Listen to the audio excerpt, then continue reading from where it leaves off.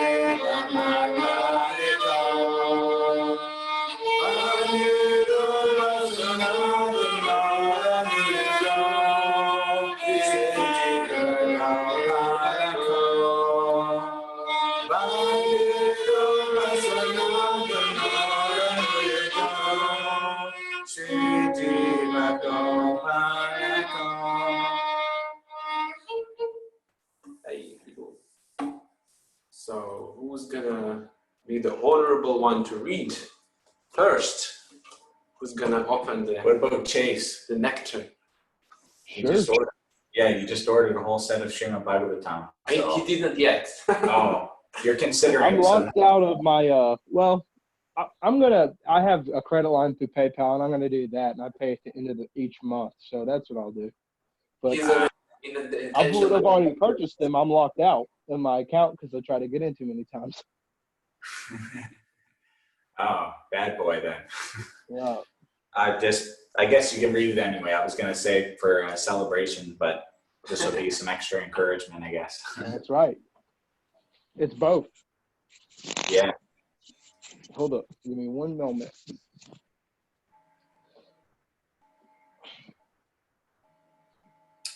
So the last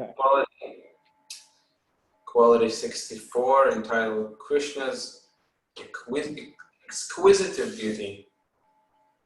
Does it open with in the third canto, second chapter, the Srimad Bhagavatam, 12th verse? Yeah. Okay. No, the third canto. Sorry. No, you're good. No, sorry. Yes. I thought. Okay. Making sure. In the third canto, second chapter, 12th verse of the Srimad Bhagavatam, Undhava told Vidura, "My dear sir, Krishna's form was most wonderful when he appeared on this planet and exhibited the potency of his internal energy. His wonderful, attractive form was present during his pastimes on this planet, and by his eternal potency, he exhibited his opulences, which are striking to everyone. His personal beauty was so great that there were no necessity for him wearing ornaments on his body. In fact, instead of this ornaments beautifying Krishna's body enhanced the ornaments." Go ahead. This is a very beautiful description of Krishna's beauty. How usually we would say the other way around, that, oh, you are so beautiful because you're wearing ornaments, or the ornaments enhance your beauty. But here Prabhupada says Krishna's beauty enhanced the ornaments, the other way around. It's not all, but it shows, from my experience, it kind of shows the beauty, all-inclusive beauty, or how Krishna's beauty, from Krishna's beauty, everything sprouts and everything is amplified. Prabhupada uses similar analogy early in Gita, where he describes the living entity as the ring, the golden ring, Krishna as the diamond. So the living entity as the ring is enhancing itself in beauty by breaking the diamond in their activities. So it's just kind of similar. Would you like me to continue from there? Yes. Regarding the attractiveness of Krishna's bodily beauty and the sound vibration of his flute, and the 10th canto, 29th chapter, 13th verse of the Srimad Bhagavatam, The gopis addressing Krishna as follows. Although our attitude towards you resembles loving affairs with a paramour, we cannot but wonder at how no woman can maintain her chastity upon hearing the vibrations from your flute. And not only women, but even strong-hearted men are subject to falling down from their positions at the sound of your flute. In fact, we have seen that in Vrindavan, even the cows, the deer, the birds, the trees, everyone has been enchanted by your sweet vibration of your flute and the fascinating beauty of your person. The deer specifically, I think, right? By nature, deer are, when they hear flute, I think that's how they catch them. Like the hunter, he has a flute. Yeah, I don't know. I never hunted. So. Well, they have like this thing. It goes like, wah, wah. I thought my dad had one that was like a few sticks with a lot like of a sticks. sword or no? Well, it's like trying to Mimic their sound. mimic mimic the sound that they make. Yeah. Or you can buy female cat urine, and then the ducks will be smelling around. What is the story of Have on your neck. it was the peacocks. It was there's a story, I can't remember exactly, but you correct me if you know, or if you know, take over the story. It's the story of the peacocks. It was a story of different animals in Vrindavan, but the peacocks alone considered him to be the most beautiful peacock because he was wearing one of their tail feathers is on his crown. Yeah, I don't recall at the moment, unfortunately. That's fine. George, would you like? Oh, sorry. It sounds like something like the Vrindavan peacocks would say for sure. You know. Yeah. Would you like to continue, George? Sure. In Rupa Goswami's Lalita Madhava, it is said, one day Krishna happened to see the shadow of his beautiful form reflected on the jeweled foreground. Upon seeing this bodily reflection, he expressed feelings. How wonderful it is that I have never seen such a beautiful form. Although it is my own form, still, like Radharani, I am trying to embrace this form and enjoy celestial bliss. This statement shows how Krishna and his shadow reflection are one and the same. There is no difference between Krishna and his shadow reflection, nor between Krishna and his picture. That is the transcendental position of Krishna. The above statements describe some of the wonderful reservoirs of pleasure within Krishna, as well as the transcendental qualities of his personality. The transcendental qualities of Krishna are compared to the ocean. No one can estimate the length and breadth of the ocean, but as one can understand the ocean's contents simply by testing one drop of it, so these statements will give us some understanding of Krishna's transcendental position and qualities. I appreciate the power of analogy there. In the 10th canto, 14th chapter, verse 7 of Srimad Bhagavatam, Lord Brahma says, "My dear Lord, the inconceivable qualities, beauties, and activities which you have revealed by your presence on this planet cannot be calculated by any material measurement. If one even tries to imagine, Krishna may be like this, that is also impossible. The day may come when the material scientist, after many, many births, or after many, many years, will be able to estimate the atomic constitution of the whole world. Or he may be able to count the atomic fragments that permeate the sky. Or he may be able to count the atomic, he may even give an estimate of all the atoms within the universe, but still he will never be able to count the transcendental qualities in your reservoir of transcendental bliss." This is all a quotation from the 14th chapter, 7th verse. It's so beautiful. I like how Prabhupada ends his qualities. Yeah. One day maybe they're going to calculate the world, the material world, but they will never be able to count the transcendental qualities of God. the ocean, like when Prabhupada was speaking about the ocean in the previous paragraph, I kind of remember this really beautiful analogy or I don't know how to call it, metaphor that Prabhupada uses to, it kind of answers this inquiry that many times people, they want to see God or they want to see something spiritual, but a seeing propensity is so defective. Like, how can we see poison or like see the truth really, or all these like really important things? Like we can see something, right? But how much importance it has on our life, it's only because we hear about that before or we hear about it after. So he gives this beautiful metaphor how if you want to really experience how powerful is the ocean, you cannot see how powerful is the ocean. I mean, nowadays, yeah, maybe you can take a drone and like drone out on the shore and see whatever. But even that is like very superficial. It's on the surface. But really, if you hear how the waves are clashing on the banks of the ocean, you can have the experience of the depth of the ocean, how powerful it is by sound. Like if you stand close, I remember like standing, like I grew up on it's not an ocean, it's a sea. The Mediterranean is a sea. But even there, it's like quite peaceful, and still like when you stand on the banks, it's like especially at night, like when you don't see anything, it becomes very fearsome, very like kind of hard to just be there with not seeing what's going on around you, and so yeah, we can really dive into the experience of God through. Not through any sound, but through specifically the Shabda. Prabhupada calls it Shabda Brahman, the transcendental sound. And that can give us all the experiences and the transformation. Like this morning, it was such a moving session.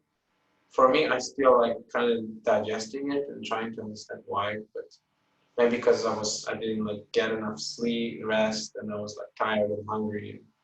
So all my sense perception was really edgy, and I think I sort of like put it towards being in the class more rather than getting into my own like, I feel so bad or whatever.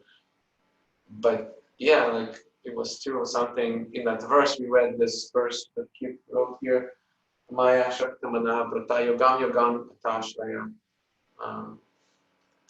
Krishna is ready to give us this path, structure, however you call it, a syllabus, a program by which we can feel closer to him right here, right now. We don't have to wait for graduation or whatever. You start and immediately you experience God. Like starting from the chanting, Hare Krishna, Krishna Krishna, Hare Hare, Hare Ram, Ram Ram, Hare Hare. It's so directly perceivable. So yeah, I'm kind of having this like close experience with Krishna today. I hope tomorrow too. Nice. Who's giving the program tomorrow? Us. Oh yeah. Okay. Tomorrow morning is us, and evening is their Bhagavad. Yeah, I feel complete with the chapter. If anyone would like to say something about this chapter or about Krishna qualities, the next chapter is Krishna's personality. We can start that today, of course. But if anyone would like to go to share what's going on for them, reading the qualities of the Supreme Personality of God and how they appear in there in your life, where you're at now. It's always inspiring. Yeah. Well, like in the spiritual world, where they take their, it was saying that they take the food away from the other gopas. Yeah, they and play they with throw Krishna. it. They throw it, and when he goes and tries to get it, then when he's almost there, then they throw it again, and they do it until he cries. Yeah, I think Krishna likes to do this too. Yeah. Also, I think sometimes he likes to do that one, the classic from the movies, where the bully takes your hand and beats you in the face with your own hand. So that would be Krishna? I think sometimes maybe he likes to do that. Mm-hmm. Yeah, that's where I'm at. Yeah, you have a very playful experience with these intimate revelations. Yeah, pretty fun. Yeah. I really I like the analogy where he just said about the drop of the ocean. Mm-hmm. It says one can understand the ocean's contents simply by testing one drop, so it can give us some understanding of the transcendental qualities. It's almost like I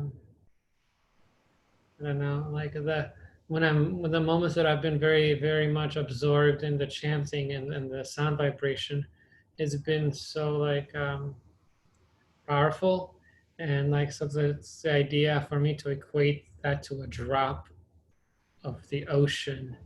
It's like I couldn't even like.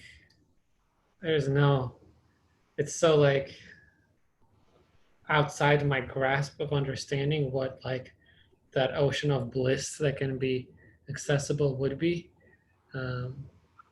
It's just like insane. I can't even like understand that. So it's almost like scary in a sense. I don't know. It's almost like I guess scary because I can't wrap my mind around it. What that would even like be like, you know. If it's like a drop versus the ocean to like, yeah. So I'm just kind of in that mood of like the frog in the well. I don't know. Sometimes there's that analogy where the frog in the well thinks like it can only experience whatever, and someone tries to describe the ocean and it just doesn't get it. Like it's, I can't imagine what that level of pleasure would be like, of bliss, you know? Yeah. Well, even Krishna, he doesn't. That's like one of this pastime Prabhupada attached in the paragraph you read.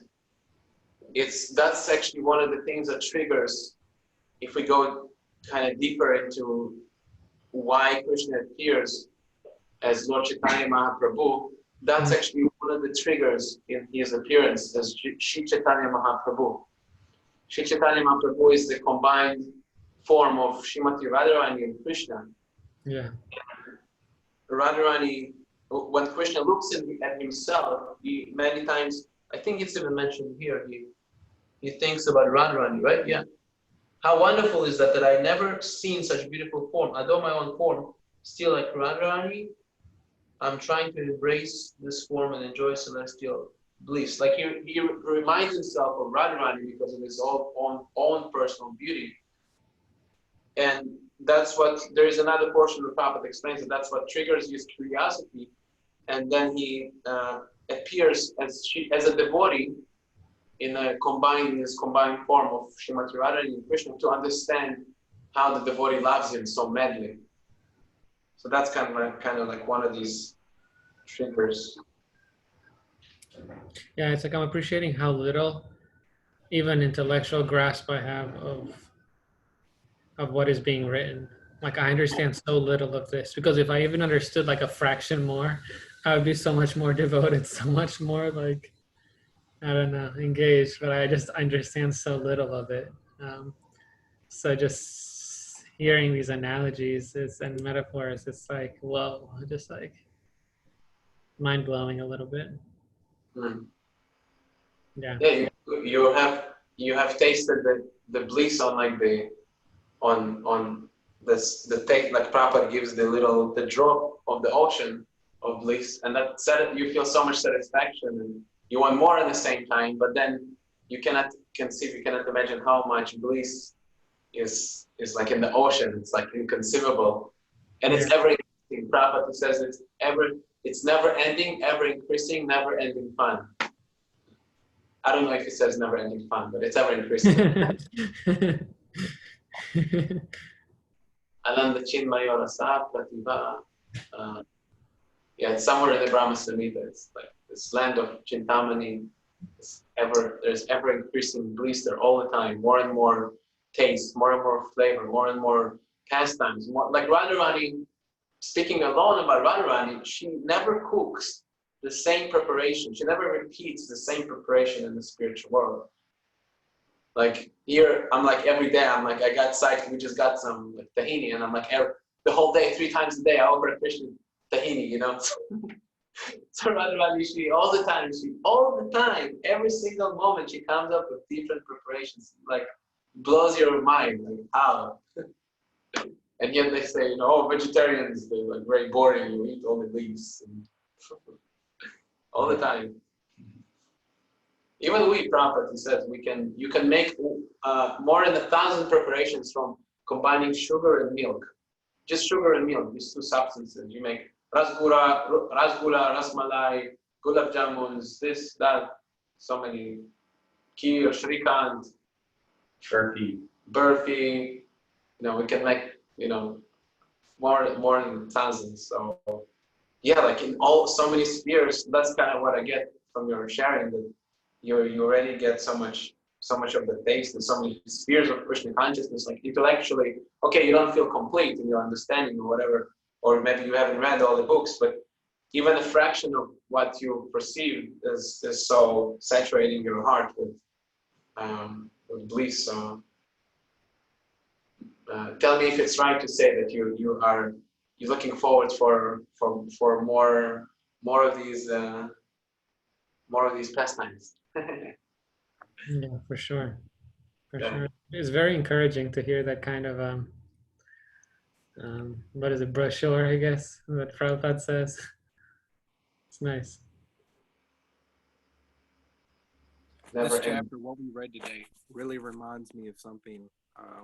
I have a couple of associations with other devotees online, and he posted something today, and it really ties back into the last part of the verse where we're talking about the length and breadth of the ocean. You know, it's incomprehensible. He says this: "It's amazing to think that the life of Brahma is 300 trillion, or that might even be a bond trillion, but I can't really even conceive that 3 trillion years, and that those 3 trillion years are equal to one single breath of Krishna." What's even more amazing is that Krishna, the originator of Vishnu and Brahma, wants us to spend eternity with him, engaging in his loving pastimes. I mean, beautiful. I mean, it's inconceivable. I can't even conceive it intellectually. I can't even begin to. I don't want to. I think that takes the luster of the love of Krishna, love of God, and away from us. Trying to put it into a little box and trying to analyze it like the scientist, like Prabhupada says. And, you know, it might take thousands of earthly lifetimes to even be able to count the amount of energy in the universe or the atoms. It's not worth it. I'd rather go back to Godhead. Sure. Yeah, I hear from you, Chase, that you're so inspired by this what the devotee shared, that it's in a sense you don't feel like the need to really go and like analyze what does it mean that it's so vast, and like eternity and all these big conceptions, the inconceivable conceptions, and it's keeps you with the bliss in the present. Exactly. It's Prabhupada talking to people that don't even have Krishna consciousness about like onion and garlic. You know, he could explain that it's not Ayurvedic. And I think I heard you say this, and it really resonated with me. You know, he could claim that it's not Ayurvedic to consume onions and garlic or anything like this, but he has a personal relationship with God, and he says God doesn't like it, and that's why we don't consume it. So simple. I mean, I don't have to grasp the physicality of it, but scientists, you know, have already said us not eating onion and garlic could be beneficial, and then only consuming it when in need of medicine. It's just funny. It's just funny because if we live simply, it just That's then, it reaches so deeply.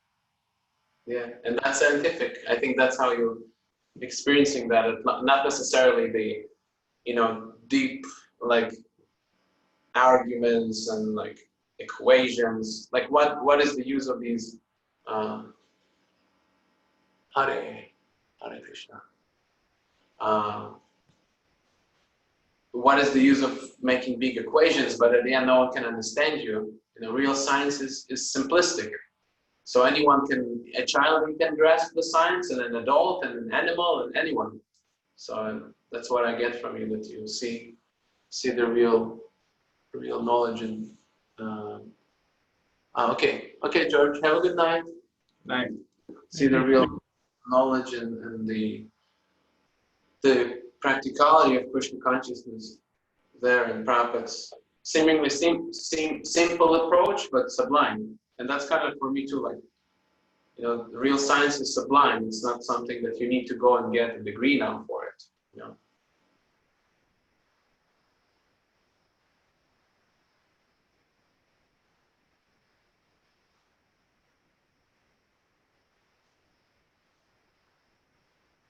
Yeah, sometimes Prabhupada says Krishna consciousness is so simple, you might miss it.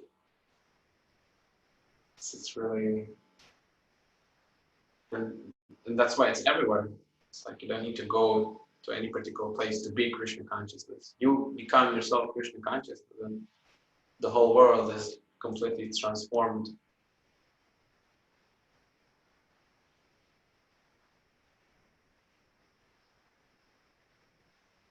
I had another thing in mind to share, but I forgot.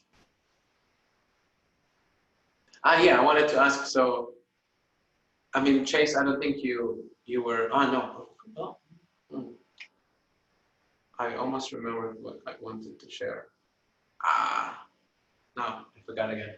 So, I don't think, Chase, you were here from all the qualities. But if we go to the previous chapter, all the qualities are stated in a short form, and I thought, for spiritual entertainment's sake, and we can pick a favorite quality, like we did when we read them, the 64. Would you like to do that? The favorite quality? Yeah, whatever kind of touched you. It's in this previous chapter, or if you remember, you can some quality that favorite or something that stood out for you. For me, I think it's still the shyness. I'm kind of sticking to that. Yeah. That God is shy. It's like really interesting for me to observe. How about you, Chase? From the qualities, I think you were here yesterday, so we mentioned a few. There are 64 in the previous chapter. But even if you remember something that stood out for you, which quality you connect or it's highlighted in your perception, and something that touched you.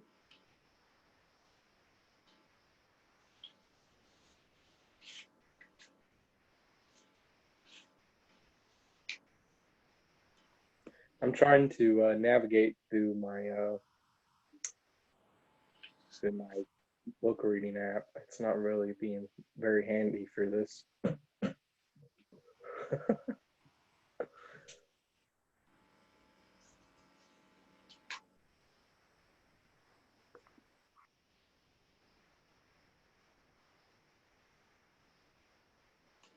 I can read for you. I think it's funny that he has small genitals. To be honest with you, never would have guessed that. You make fun of Krishna. Yeah. What did you say, Bhakti Ki? No, Krishna. Yeah. It says in here. Bhakta Keith mentioned something very confidential that I'm not sure if we can say it more than once in one lecture. So let's follow that law. I'm just kidding. I guess it's small penis. There, I used a different word. Okay. Which is worse.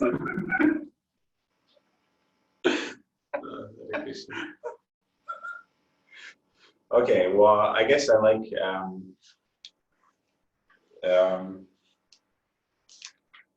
Here, let's read all the qualities again. Yeah. That's what I wanted to do. okay.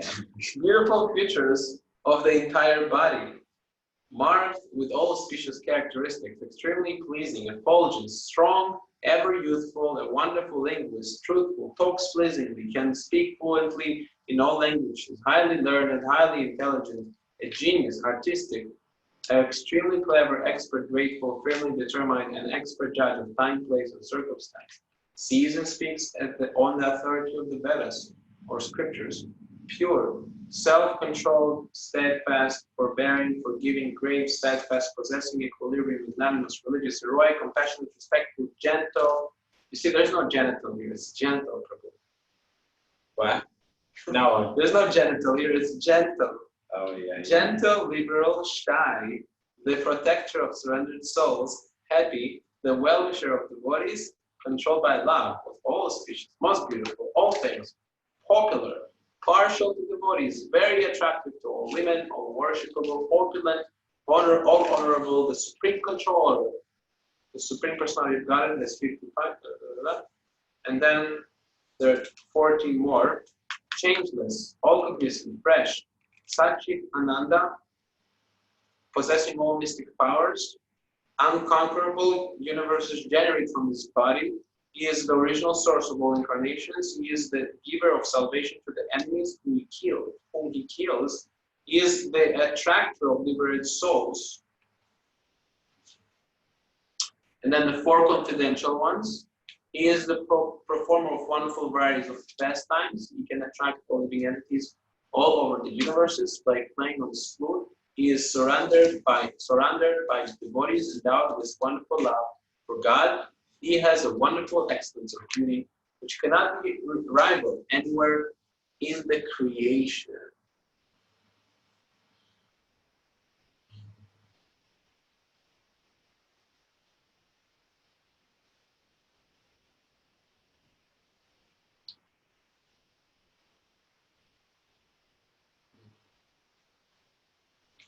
Verum Kvanata Marabin Dalayataksham Parvatos Samasita Pudashunaraga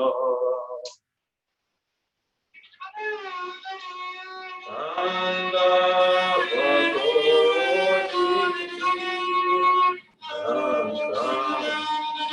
Kamaniya Vishesha Shuga Govinda Adipusha Tamaham Bhajami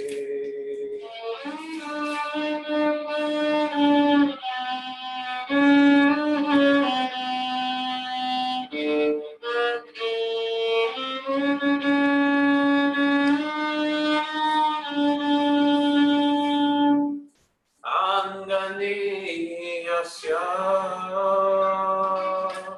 Sakare Yavintimanti Asyanti Kanti Kalayati Chirajagati Ananda Chimaya Rasaru Ranaha Vigrahasya Govinda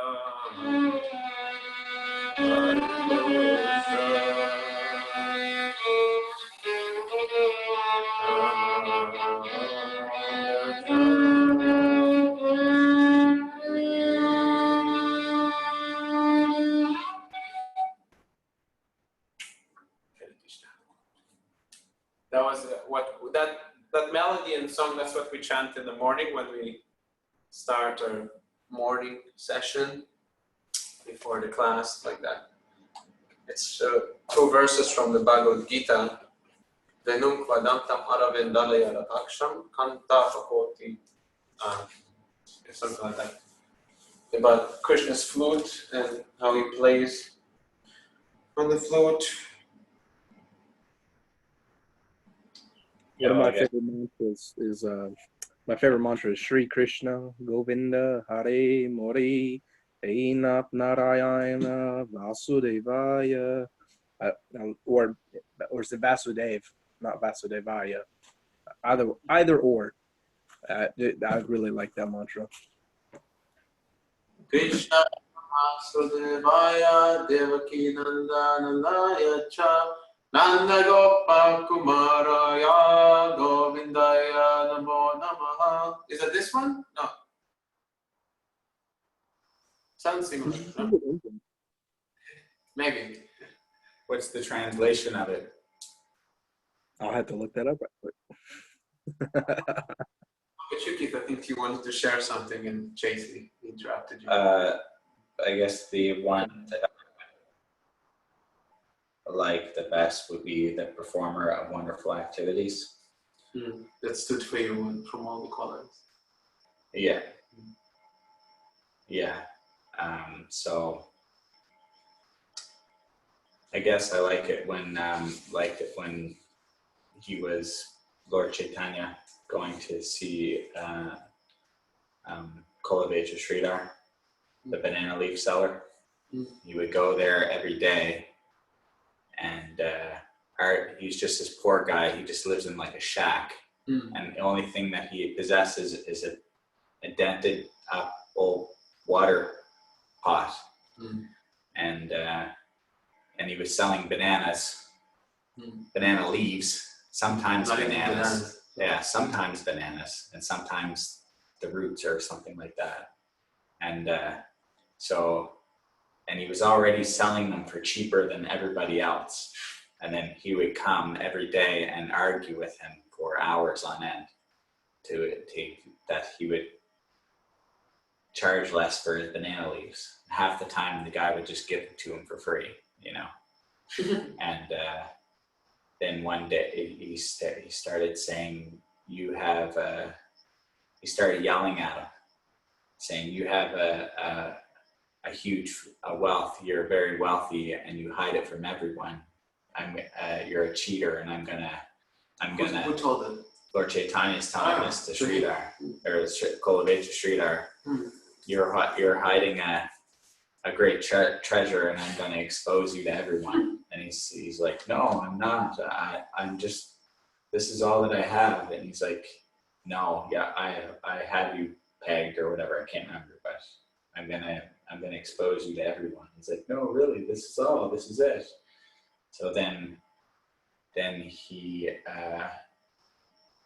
tells everybody he wants to have like this. He tells everybody he's gonna reveal who's the most advanced person around, and so everybody's wondering who's it gonna be, and everybody comes to try to see who he's gonna pick out of the group and that.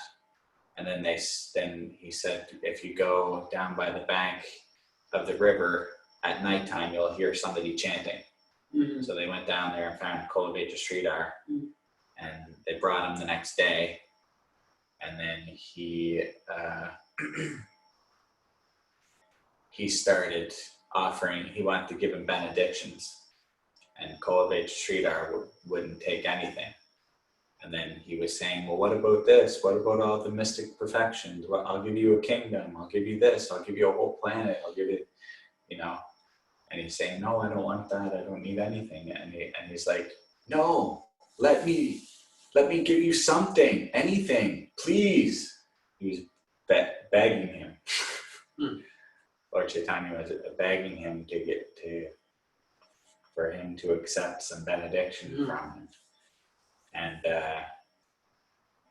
then he said, all I want is for you to eternally come to me in this form and beg and argue with me over the price of my banana leaves, something like that. Yeah. Never heard that story? Not in that depth, but Oh yeah. Oh, that's Ramnath Swami. When he tells okay. stories like that, he just adds a whole other like, nice because the depth. dimension to it. Yeah. Yeah, I heard the first part from Prabhupada. Yes, Yeah. thank you for mentioning, bringing that up. Yeah. Hare Krishna. And what I found out about the mantra, essentially, it is just a bunch of different names of Sri Krishna.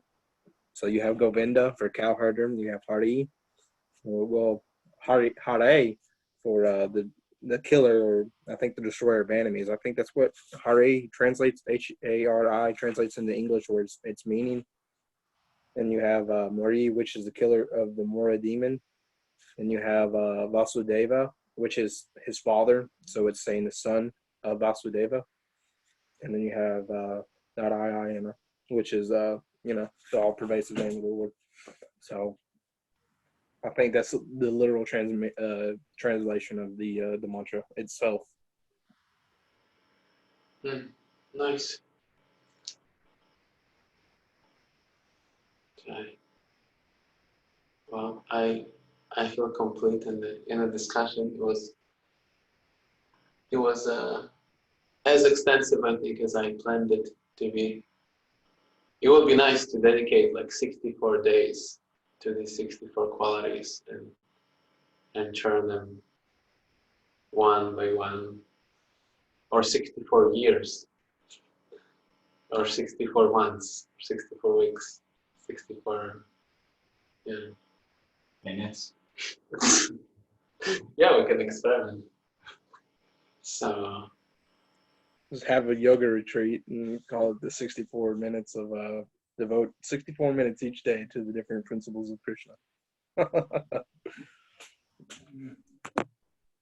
yeah. It would go by too quickly, in my opinion. If it was only 64 minutes. Which part did I stood up for you, Chase? I don't remember if you mentioned. Say that one more time for me, Prabhu. Which quality stood up for you from these qualities we mentioned, Krishna? If anything stood for you in particular. One thing that has always intrigued me, and I always love, is the fact his number 6 is ever youthful. I mean, in the depictions of all of even his Advaita Avatar is like Advaita Charji. You know, everyone there's several depictions of him being old aged and have a beard and gray hair. Children. Exactly. It's completely not something that is, in Like my 10 opinion, qualitative. grandchildren, something like that. Yeah, exactly. I mean, I love the fact that Prabhupada spoke in one of the purports in the first chapter. I think it was the first chapter of Bhagavad Gita when it was describing the battlefield, and it was talking about how Krishna appears so youthful and so young, even though he has his grandchildren fighting beside him. Yeah, thanks for bringing. So yeah, they connect to the ever youthfulness. Nava Yovanam Chan. Krishna is not depicted like the old grumpy guy that punishes everyone. He is the ever youthful. Not depicted as the Old Testament God. Yeah. Yeah, thank you for sharing this simple yet very profound and intimate, your intimate connection to these qualities. Thank you, James. Hare Krishna. Jai, Shri Bhakti Rasamitra Sindhu ki Jai, Shri Prabhupada ki Jai, Shri Rupa Goswami ki Jai, Thagora Premanande.